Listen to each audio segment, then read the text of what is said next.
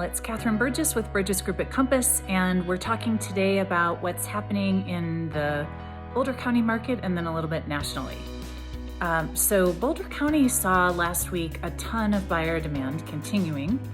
We had a 164% sell-through rate, which indicates way more people went under contract than brought properties to market.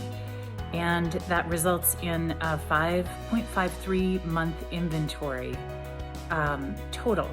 So 5 to 6 months of inventory, as you recall, is balanced. And in the last 5 or 6 years, at least in the lower end of the market, like maybe 125 to and below, we've usually had around 1 to 3 months of inventory.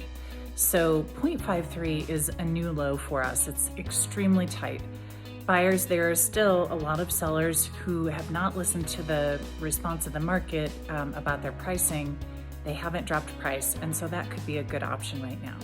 Sellers, it's a great time to come to market. Depending on your price band, there may be a few exceptions, but in general, there would be very little competition and your house would be welcomed by tons of buyers. So with regards to nationally, we talked last week about how the condo market in denser areas has bottomed and is starting to climb a little bit.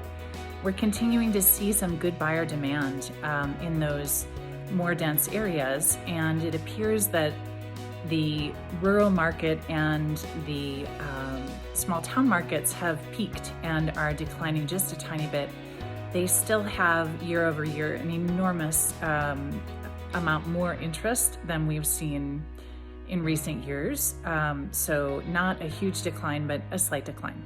So that's good. That indicates that hopefully there'll be a little bit more balance between buyer demand in all the different parts of our market today.